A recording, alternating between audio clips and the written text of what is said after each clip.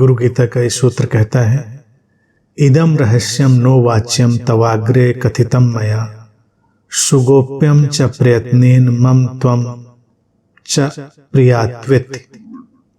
कहते हैं कि शिव देवी से कि हे देव, तुम मेरा प्रिय करने वाली हो, इसीलिए गुरु गीता का यह रहस्यमय ज्ञान मैंने तुम्हारे सामने प्रकट किया है। इसे जिस किसी के सामने प्रकट करना ठीक नहीं है, इसे यत्न पूर्वक गोपनीय रखना चाहिए। फिर ये भी है कि स्वामी मुख्य गणेशादि विष्णुवादीनम च पार्वती मनसापि न वक्तव्यम सत्यम वदाम्यहम। हे पार्वती, गुरु तत्व इतना गोपनीय है कि यह कार्तिकेय, गणेश एवं विष्णु आदि तत्वों को भी नहीं कहा जाना चाहिए। यह मैं तुमसे सत्य बता रहा हूं। अतीव पक्वचित्ताय श्रद्धा भक्ति युक्ताय च प्रवक्तव्यमिदम देवी ममात्मासि सदा प्रिय। हे देवी, जिसका चित्त पूर्णतया परिपक्व और श्रद्धा भक्ति से युक्त है, उन्हीं से इसे कहना उचित है। हे प्रिय, तुम मेरी आत्मा हो, इसी कारण मैंने परम गोपनीय तत्व तुमसे कहा है। अभक्ते वंचके धूर्ते पाखंडे नास्तिके नरे मनसापि न वक्तया गुरु गीता कदाचन। भक्ति से रहित ठगने वाले नीच, पाखंडी तथा नास्तिक व्यक्ति को गुरु गीता बताने का विचार भी मन में नहीं करना चाहिए। अब यहां पर गोपनीयता पे सारा जोर आ गया कि इस ज्ञान को गोपनीय रखा जाए। गोपनीयता का कोई भी ठीक मंतव्य नहीं है। भारतीय दर्शन में हम श्रेष्ठ से श्रेष्ठ सत्य को सबके सामने रख देते हैं। जिसको उस पथ पर चलना होता है चल लेता है। गोपनीयता की बात करने से लोगों में जिज्ञासा जागती है और उनको लगता है कुछ महान बात है। अभी जितनी बातें पीछे सुनी जा चुकी हैं गुरु गीता के सूत्रों में, उनमें अगर कोई भी सुधी प्रबुद्ध जो साधक है, सजग सचेतन साधक है, वो ध्यान देगा तो उसको ऐसा क्या है जिसको बड़ा गोपनीय रखने की आवश्यकता है। लेकिन ये बातें जब कही जाती हैं तो लोग उसको बिल्कुल अपने अंदर बिठा लेते, नहीं चर्चा नहीं करनी है किसी से।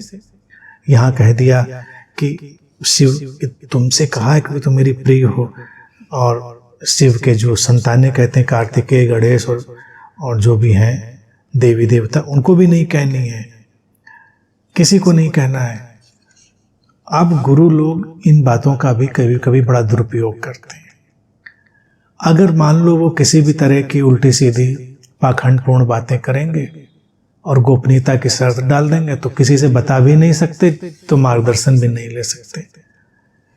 चिकित्सक के पास भी हम जाते हैं तो सेकंड थर्ड ओपिनियन भी लेते हैं ना। कोई बीमारी हुई, डॉक्टर ने बताया ये है, अब डॉक्टर भी शर्त डाल दे, देखो मैंने बताया, किसी से बताना नहीं, ये तुम्हारी जो डायग्नोसिस करी है बहुत गोपनीय है।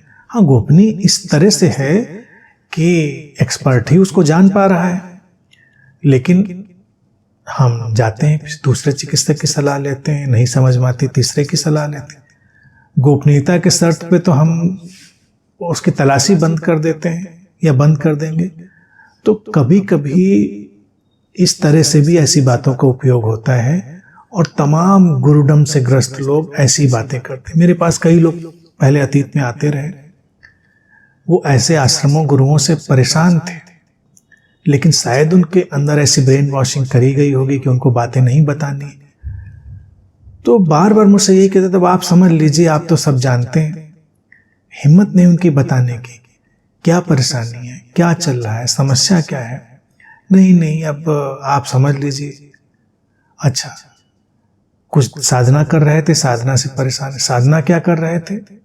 अब साधना गोपनीय है, उनको बताया गया है, उनकी ब्रेन वॉशिंग करी, गोपनीय है साधना, किसी को बतानी नहीं। अब वो बता भी नहीं रहे, समाधान भी चाह रहे हैं। तो गोपनीयता की ऐसी जो बातें हैं वो कई बार दुष्टता और पाखंड को जन्म देने वाली बन जाती है। आगे भी जो बात है वो भी ध्यान दें, बल्कि वो थोड़ी सी महत्वपूर्ण बात हो जाती है। कहते हैं कि हे देवी, जिसका चित्त पूर्णतया परिपक्व और श्रद्धा भक्ति से युक्त है, उन्हीं से इसे कहना उचित है। परिपक्व लोगों के लिए ही ज्ञान के रास्ते होते हैं, और जो अपरिपक्व हैं वो ये बात समझेंगे नहीं। इतना विवेक होना ही चाहिए। किंडरगार्टन के बच्चे को आप सीधे पीएचडी कराने लगेंगे तो उसके तो किसी काम की चीज नहीं होगी। तो ये विवेक है, ये नहीं है कि गोपनीय है, बस अभी उसके काम का नहीं है। अभी जो बच्चा ABCD सीख रहा है उसके लिए आप सीधे पोस्ट ग्रेजुएशन का कोर्स ले आएंगे तो उसके काम का नहीं है, इसीलिए उसको छोड़ा जा सकता है। अभी वो थोड़ा और परिपक्व हो जाए तब उसके सामने बात रखी जा सकती। तो ऐसे ही बहुत सारे लोग ऐसी बचकानी मानसिकता में होते हैं जो गंभीर गहरी बातों को नहीं समझ पाते, तो उनको छोड़ा जा सकता है। फिर अंतिम जो बात है वो महत्वपूर्ण है। वो कहते हैं कि जो भक्ति से रहित, ठगने वाले, नीच, पाखंडी और नास्तिक है, उनको गुरु गीता बताने का विचार भी मन में नहीं करना चाहिए। अब ये वाक्य ऐसा है जैसा कि किसी समझदार व्यक्ति ने जोड़ दिया। पहले वाली बातें में कुछ और मिलावट थी, ये अच्छी बात आ गई कि किसी भी व्यक्ति के अंदर ठगने की मानसिकता है, नीचता है यानी दुष्टता है, किसी तरह की पाखंड है, दिखावा है। नास्तिक शब्द भी जोड़ दिया, लेकिन नास्तिक से कोई परेशानी नहीं है, नहीं मानता कोई नहीं मानता। अब यहां पर बात यह है कि नास्तिक है, कोई नहीं मानता किसी बात को, तो जबरदस्ती वहां सिर फोड़ने की आवश्यकता नहीं। ठीक है, नहीं मानते, आजादी है, स्वतंत्रता है। लेकिन हाँ, जो दिखावे वाला है, पाखंड से भरा है, ठगने वाला है, उसके सामने अगर गुरु गीता आ जाएगी तो गुरु शब्द इतनी बार आएगा कि वो उसको व्यक्तिगत गुरु में बदल देगा और वो एक गुरुडम पैदा करके बैठ जाएगा। कितने गुरु बस ऐसे बैठ गए हैं गुरुडम से ग्रस्त होकर कि आओ मैं तुम्हें ज्ञान दूंगा, आओ मैं तुम्हें बोध दूंगा, मेरे पास ही वो है गोपनीय ज्ञान। जैसे गोपनीयता की बात आई तो प्रदर्शित करते कुछ ऐसा गोपनीय है जो मैं तुमको धीरे से ट्रांसफर कर दूंगा, तब जब तुम्हारी भक्ति अगाध और गहरी हो गई होगी। शिष्य भी बैठे घूम रहे हैं उनके आसपास, कुछ गोपनीय चीज है गुरु जी के पास, तो भक्ति करते रहो। तो यहीं पर ये वार्निंग भी लगा दी, ठगने वाले, छलने वाले, पाखंडी लोग, उनसे दूर रहिए। बल्कि यहाँ पर मैं ये बात भी जोड़ देना उचित समझता हूँ कि जो इस गोपनीयता की बात बार बार उठा रहे हो, जो किसी को किसी मान्यता विश्वास में बांधने की बात बार बार उठा रहे हो, उनसे भी सावधान रहो। क्योंकि गुरु गीता गुरु तत्व की, गुरु की प्रक्रिया की एक उपस्थिति, सत्य की तरफ यात्रा की, प्रकाश की यात्रा की बात करने वाली है। वो किसी को अगर हम किसी उलझाव में डालने के लिए उपयोग करना चाहें तो किया जा सकता है। मैंने भी इस पे बोलना इसीलिए चुन लिया क्योंकि तमाम बातें बोलने लायक ही नहीं थी, उनको छोड़ा जा सकता था। फिर भी सब चीज़ को मैंने पढ़ दिया, जो इस किताब में लिखा था सब पढ़ दिया, इस पुस्तक में जो भी था सब पर बात कर ली।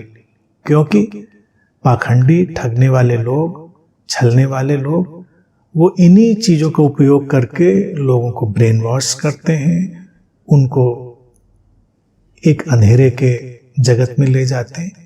अंधेरे से प्रकाश की तरफ तो ले जाने की बात दूर हो, प्रकाश से अंधेरे की तरफ ले जाते हैं, क्योंकि वो अपने को इतना महत्वपूर्ण बनाकर पेश करते हैं और टेक ले लेते हैं गुरु गीता जैसे शब्दों की।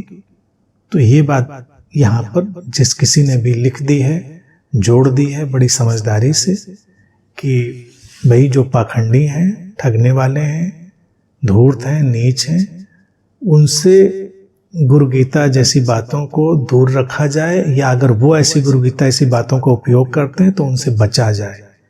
क्योंकि ये ज्ञान गोपनीय नहीं है, सर्व सुलभ है, सबके लिए सुलभ है, सबके लिए उपलब्ध है। क्या हम ये कहें कि प्रकाश की यात्रा बस किसी के लिए होनी चाहिए, सबके लिए नहीं होनी? सबके लिए है, चलो जो जा सकता है। बोध को क्या कोई उपलब्ध हो? सारे लोग हों, जो भी जा सकते हैं उस रास्ते पे बढ़ें। क्या अज्ञान किसी का दूर होना चाहिए? सबका दूर होना चाहिए। हमारी तरफ से चीजें सामने रखी हुई हैं।